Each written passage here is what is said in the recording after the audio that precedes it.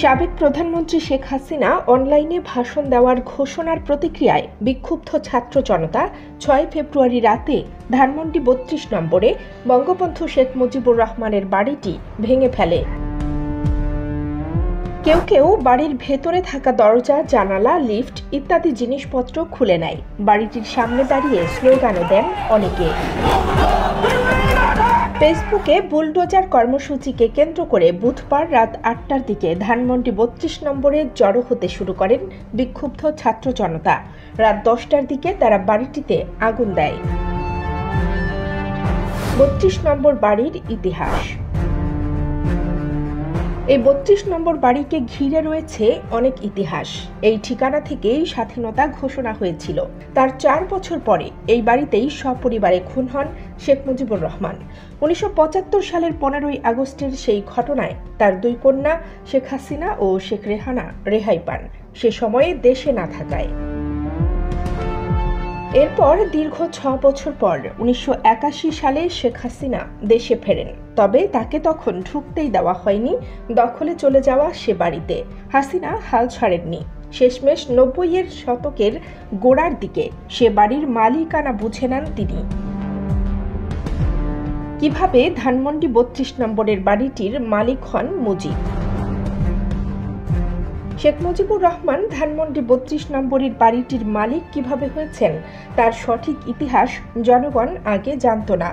বিভিন্ন সংবাদপত্রের তথ্য থেকে এই বাড়িটির জন্ম ও সৃষ্টি সম্পর্কে যতটুকু জানা গেছে তা পাঠকদের জন্য এখানে তুলে ধরা হলো। মুজিবুর রহমান রাজনীতি নিয়ে এতটাই মগ্ন ছিলেন যে বাড়িঘর সংসারের কোনো খবরাখবরই তিনি তেমন রাখতেন না। এ দিকটি সামলাতেন তার স্ত্রী বেগম ফজিলাতুন্নেছা মুজিবি। কয়েক দফায় সরকারের মন্ত্রী থাকা অবস্থায় সরকারি বাসভবনেই তিনি থাকতেন। ১৯৫৬ সালে মুজিব মন্ত্রী হিসেবে সপরিবারে থাকতেন আব্দুল গনি রোডের ১৫ নম্বর বাড়িতে। তখনই পিডব্লিউডি থেকে বিভিন্ন শ্রেণী পেশার ব্যক্তিদের প্লট বরাদ্দ দেয়া হচ্ছিল। একদিন মুজিব সে পিডব্লিউডি থেকে একটি আবেদন ফর্ম সংগ্রহ করে শেখ ফজিলাতুন্নেছা মুজিবের হাতে এনে তুলে দেন।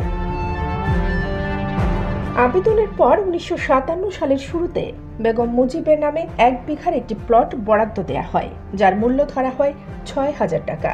নিয়ম মোতাবেক ২,০০০ টাকা পরিশোধ করার পর বাকি থাকে ৪,০০০ টাকা। বাকি ৪,০০০ টাকা কিস্তিতে পরিশোধ করা হয়েছিল। বাড়িটির নির্মাণ কাজ শুরু। ১৯৬০ সালের ১ অক্টোবর জেল থেকে মুক্ত হয়ে আলফা ইন্স্যুরেন্স কোম্পানিতে কন্ট্রোলার অফ এজেন্সিস পদে চাকুরি নেন শেখ মুজিব। আর তখনই বেগম মুজিব বুঝেছিলেন যে কোনোভাবেই হোক তাকে একটি মাথা গোঁজার ঠাঁই করতে হবে। বেগম মুজিবের নামে বরাদ্দ পাওয়া জায়গাটিতে বাড়ি নির্মাণের কাজ শুরু হয়। একতলা এ বাড়িটিতে তখন ছিল ২টি বেডরুম। এক রুমে থাকতেন মুজিব ও তার স্ত্রী, অন্য রুমে থাকতেন শেখ হাসিনা ও শেখ রেহানা। তার পাশে ছিল আরও একটি কক্ষ। সে কক্ষটি রান্নাঘর হিসেবে ব্যবহার করা হতো। এই রান্নাঘরেরই এক পাশে থাকতেন শেখ কামাল ও শেখ জামাল। বাড়িতে ঢুকতেই ছিল একটি ছোট রুম। এই রুমটিকে ড্রয়িং রুম হিসেবে ব্যবহার করা হতো। কানিস ফাতেমা নিপা, খবর সংযোগ।